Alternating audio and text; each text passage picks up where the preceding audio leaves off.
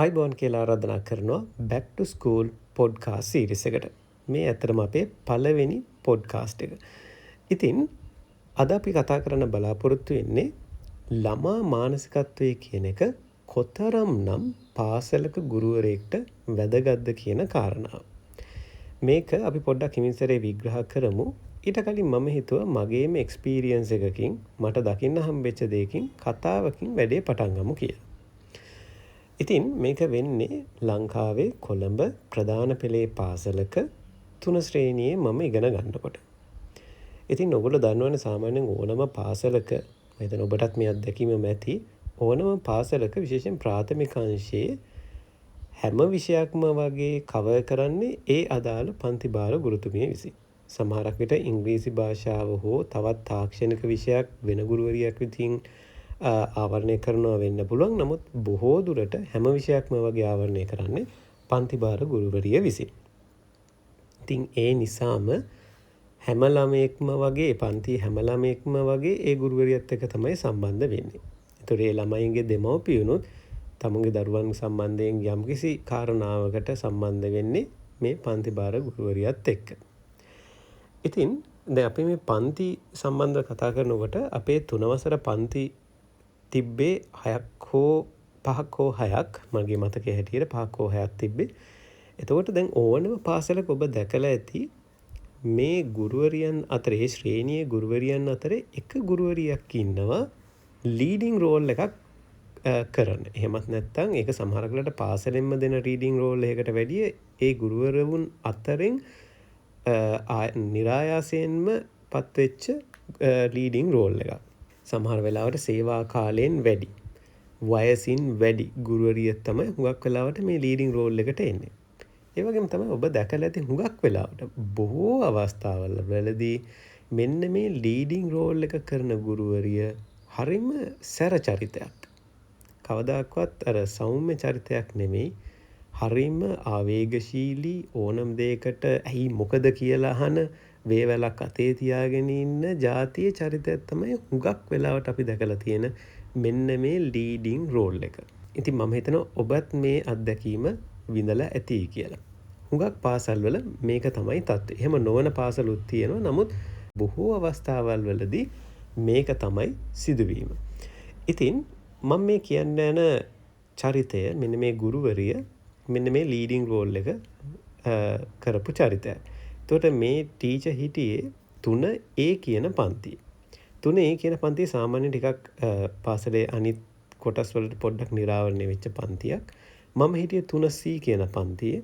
ඒතර 3C පන්තියට මුහුණලා තමයි 3D කියන පන්තිය තියෙන්නේ. 3D කියන පන්තිය තරමක් අනිත් පන්ති වලින් තරමක් කවර් වෙච්ච පන්තියක්. මම ඔබට තවත් චරිතයක් හඳුන්වලා දෙන්නම්. ඊට කලින් මට කියන්න අමතක වුණා. දැන් මේ ගුරුවරිය ගැන ආයි පොඩ්ඩක් මතක් කරොත් මේ ගුරුවරියට වයස අවුරුදු 45ක් 50ක වගේ වයසක පසු වෙන සේවා කාලයෙන් වැඩි පරිණත භාවයෙන් වැඩි අනිත් ගුරුවරුන්ට වැඩිය චරිතයක් තමයි මේ චරිතය. ඉතාමත්ම සැරපරුස කියන්නේ සාමාන්‍ය කෙනෙක්ට ගිහිල්ලා නිකන් කතා මම හිතන් දෙමව්පියෝ පවා ගිහිල්ලා කතා කරන්න ටිකක් බය චරිතයක් තමයි මේ 3 පන්තියේ හිටපු ගුරුවරිය. මුහුණේ පවා තිබුණේ හරිම බය හිතෙන එහෙමත් නැත්නම් සැරපරුෂ මුහුණක්. දැන් ඔබ දන්නවනේ ඕනම කෙනෙක් හොඳ කෙනෙක් නම් අපිට මූණ බලලා කියන්න පුළුවන් අනේ හරිම අහිංසක මිනිසෙක් නැත්නම් හරිම හොඳ මිනිසෙක් ඕන දෙයකට ගිහිල්ලා කතා කරන්න පුළුවන් જાතිය මිනිසෙක් කියලා. මේ වගේ දැන් මේ චරිතය ඇවිල්ලා එහෙම අප්‍රෝච් කරන්න පුළුවන් චරිතයක් නෙමෙයි. මම ඔබට තවත් චරිතයක් හඳුන්වා දෙන්නම්. මගේම වයසේ හිටපු තවත් මගේ යාළුවෙක් නම අපි මනක්කල්පිත නමක් දාමු රුවන් කියලා. රුවන් ඇවිල්ලා රුවන්ගේ චරිතය තරමක් අනිත් අයට වැඩි පොඩ්ඩක් විතර තරබාරුම නෙමේ උසට සල්ලන මහත තියෙන ළමෙක්. ඉතින් ඔයගොල්ලෝ දන්නවනේ සාමාන්‍යයෙන් ශ්‍රේණියක ඉන්න සියලුම ළමයි එක එක දේවල් වලින් ප්‍රසිද්ධයි. සමහර අය ඇකඩමික් පැත්තෙන් ප්‍රසිද්ධයි. තවත් සමහර අය ක්‍රීඩාවකින්, තවත් සමහර අය ගායනයකින්, නැටුමකින්, එහෙමත් නැත්නම් ටීචර් කෙනෙක්ට ගොට්ට අල්ලලා මොනෑම් හෝ ආකාරයකින් කීක දේවල් වලින් ප්‍රසිද්ධයි. මේ රුවන් කියන චරිතය ප්‍රසිද්ධ දඟ වැඩවලට. මජර වැඩවලට මොකක් හරි මජර වැඩක් වෙනවා නම් ඉස්කෝලේ එයාගේ නම කොහෙන් හරි තියෙනවා. ඉතින් මට මතකයි අපි ජ්‍යෙෂ්ඨ පන්තිවල ඉඳද්දිත් ඒ චරිතේ කිසිම වෙනසක් වුණේ නැහැ. ඒ දඟකාර ගතිය එහෙම්මම තිබුණා. ඉතින් මේ රුවන් කියන චරිතේ හිටියෙත් රුවන් කියන මගේ යාළුවා හිටියෙත් 3A කියන පන්තියේ. ඉතින් ඒ කාලේ මට මතකයි මම හිටියේ 3C පන්තියේ. මම ඇත්තටම හිතුවා මම කොතරම්නම් වාසනාවන්තද 3A පන්තියට නොවැටිච්ච එක කියලා. මොකද 3A පන්තිය කියලා කියන්නේ කරුමයක් ගෙවපු ළමයි සෙට් එකක් හිටියේ. මොකද ඊතරම් අමාරුයි අර ටීචර්ත් එක්ක වැඩ කරන්න. හෝම්වර්ක් එකක් මිස් වුණොත් හරි යම්කිසි ගානක් වැරදුනොත් හරි කරන වැඩක මොකක් හරි අතපසුවීමක් වුණොත් දඬුවම සුළුපටු නැහැ.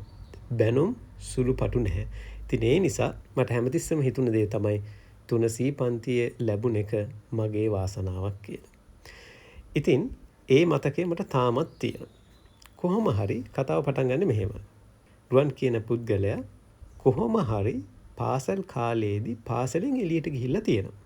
මට අදටත් තියෙන ගැටලුව කොහොමද එළියට ගියේ කියලා. මොකද සාමාන්‍යයෙන් ප්‍රාථමික අංශයේ සියලුම තාප්ප ඉතාමත්ම උසට හරි ගස්සලා එළියෙන් කෙනෙක් ඇතුළට එන්නත් ඇතුළෙන් කෙනෙක් එළියට එන්නත් සාමාන්‍යයෙන් අපහසු තැනක්. ඉතින් 3 වසරේ ළමෙක් තාප්පෙකින් බැලලායි කියලා කියතන්න හරිම අමාරුයි.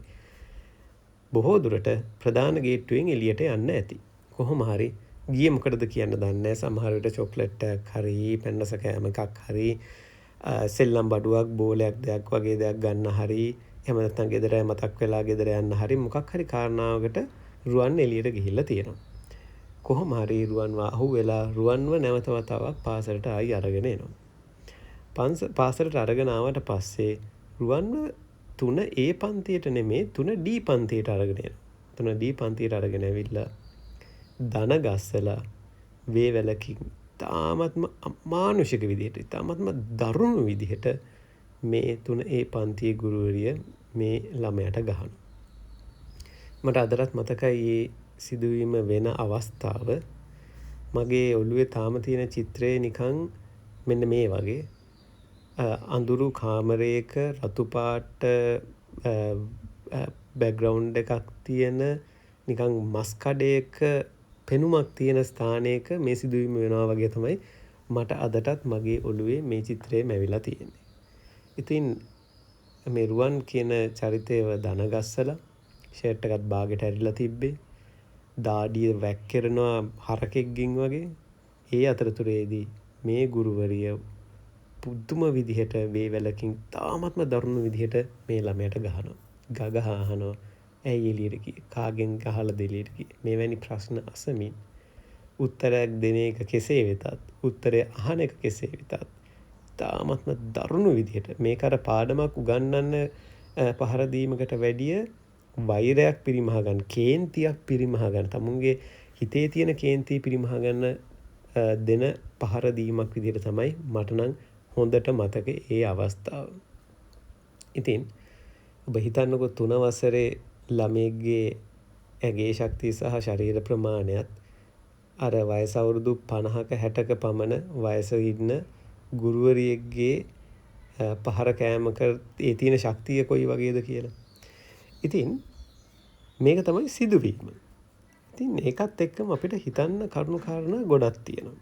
එකක් තමයි පාසලේ ආරක්ෂක නිලධාරීතුමා.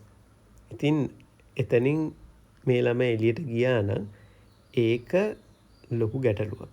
හරි මෙතන 3 වසර විතරක් නෙමෙයි 1 2 3 4 5 මේ වගේ පන්ති ගොඩක් තියෙනවා ප්‍රාථමික අංශයේ. ඉතින් එතනින් ළමයි කෙලියට යනවා කියලා කියන්නේ ලොකු ගැටලුවක්. එතකොට එයා ඒ රාජකාරී හරියට කරාද කියන තැනත් ගැටලුවක් තියෙනවා. එතකොට දඬුවම හම්බෙන්න ඕන ප්‍රධාන වශයෙන් රාජකාරී හිටපු ආරක්ෂක නිලධාරී මහත්මයාට වෙන්න ඕනේ. හරිමන.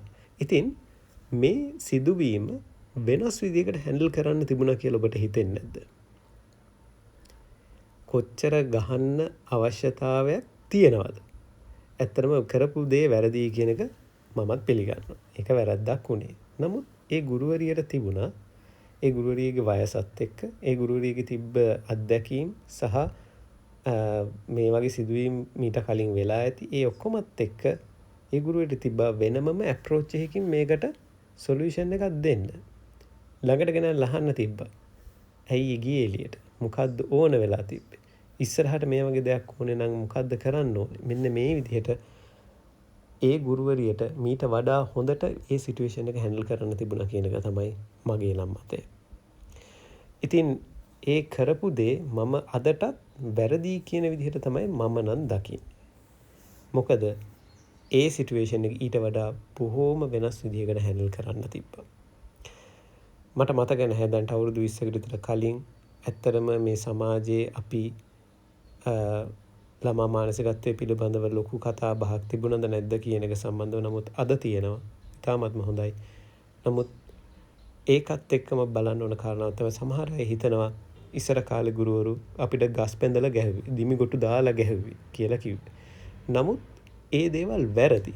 අපේ සංස්කෘතිය තුළ හෝ අපේ ඉතිහාසය තුළ හෝ වැරදි දෙයක් වුණා නම් ඒ දේ වැරදි විදිහට අපි දකින්න ඕනේ. හරි දේ හරි විදිහටත් වැරදි දේ වැරදි විදිහටත් දකින්න ඕනේ.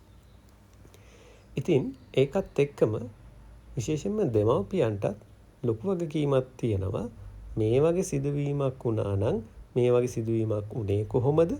ඒ වගේ සිදුවීමක් වුණා නම් ඒක කොයි විදිහටද ඇප්‍රෝච් කරන්න ඕනේ ඉස්කෝලේට. හුඟක් වෙලාවට පාසල් වල විශේෂයෙන්ම ප්‍රධාන පෙළේ පාසලක නම් මේක හුඟක් වෙලාවට බහුතරයක් අවස්ථාවලදී අපි දැක්ක තියෙනවා මේ දේ හංගන. මේ දේ කියන්න දෙන්නේ නැහැ එළියට. මේ දේ එළියට ගියොත් පාසලේ නමට හොඳ නෑ වගේ දෙයක්. නමුත් ඒක සම්පූර්ණ වැරදි. එහෙනම් පාසලේ නම ඒ විදිහට පවත්වා ගන්න නම් ගුරුවරුන්ගේ සේවාව තුලත් ඒ වගේ ගුණාත්මක භාවයක් තියෙන්න ඕනේ. පාසලේ ක්වොලිටි එකත් පාසලේ අනිත් සියලුම කටයුතු වෙන ආකාරයේ හොඳ මට්ටමක් තියෙන්න ඕනේ. එහෙනම් මේ වගේ සිදුවීම් වෙන්නේ නැහැ. ඉතින් ඒකත් එක්ක මම කියන්න හදන්නේ විශේෂයෙන්ම පාසලක ගුරුවරුන්ට ළමා මානසිකත්වය පිළිබඳව, ළමයින්ගේ හැසිරීම පිළිබඳව, ළමයින් කරන කියන දේවල් එක කොහොමද ඒ දේවල් වලට එන්ගේජ් වෙන්නේ? යම්කිසි වැරද්දක් වුණොත් ඒ දේවල් කරෙක්ටිව් ඇක්ෂන් එකකට ගන්නෙ කොහොමද කියන එක පිළිබඳව හොඳ අවබෝධයක් තියෙන්න ඕනේ. නැතුව දැන් ඒ ළමයා එළියට ගියපු එක ගැටලුවක් තමයි. දැන් ඒ ටීචර්ගේ සෙක්ෂනල් හෙඩ් කෙනෙක් ඇවිල්ලා ඇහුවනම් මෙහෙම වුණා. ඒකට දෙන උත්තරේ මොකද්ද කියන එතන ගැටලුවක් තමයි. නමුත් ඒකට තමුන්ගේ තරහින් අර ළමයාව පිරිමහන එක කිසිම තේරුමක් නැති දෙයක්. ඒක සම්පූර්ණ වැරදි කාරණාවක්. ඉතින් ඒ නිසා විශේෂයෙන්ම දෙමව්පිය දැන් මේක අහගෙන ඉන්න දෙමව්පියනුත් ඇති විශේෂයෙන් මේ වගේ දෙයක් ඔබේ දරුවට වුණා නම් එහෙම ඔබ හිතන්න ඔබ ඒක නිකම්ම මගහැරලා දානවත් මේක මගේ ළමයට වෙච්ච දෙයක් විතරයි. ඒ ළමයාත් කිසිම දෙයක් අහන ළමයෙක් නෙමෙයි. ඒක නිසා මෙහෙම දෙයක් වෙච්ච එක හොඳයි කියලා කවදාක්වත් හිතන්න එපා. ඒ වෙනුවෙන් ඔබේ දරුවා වෙනුවෙන් ඔබ අනිවාර්යයෙන්ම පෙනී සිටින්න ඕන. හුඟක් වෙලාවට අපි දෙමව්පියෝ තුලින් දැකලා තියෙනවා දරුවා වෙනුවෙන් පෙනී සිටින්නේ නැහැ. දරුවා වැරද්දක් කරා නම් ගුරුවරුන්නුයි ළමයිනුයි ඔක්කොම එකතු වෙලා ඒ ළමයාව වැරදිකාරයා කරනවා. දංගෙඩියට යනකම්ම අරගෙන යනවා. ඉතින් ඒක නිසා දෙමව්පියන්ට ලොකු වගකීමක් තියෙනවා මේ වගේ තැන්වලදී තාමත්ම සවිඥානිකව වැඩ කරමින් නිවැරදි දේ වෙනුවෙන් පෙනී සිටින එකට.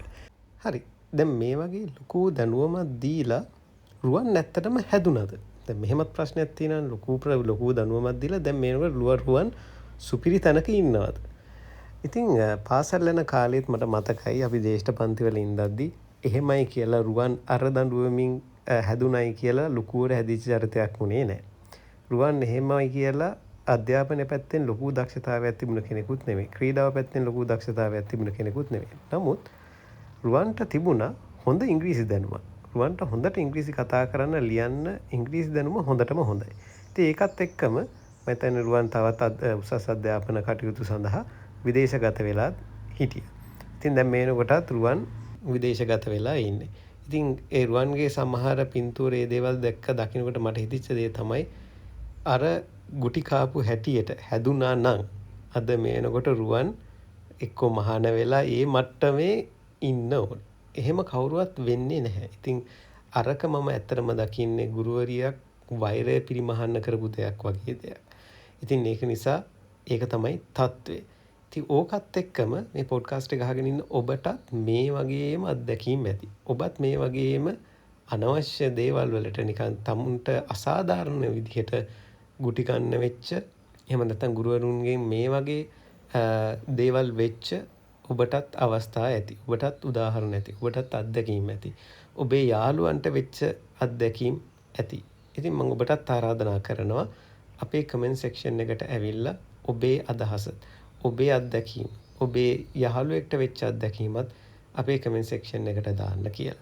ඉතින් මේ පොඩ්කාස්ට් එක අහන තවත් කෙනෙක්ට ඔබේ ඒ ඉන්පුට් එක හරිම වැදගත් වේවි.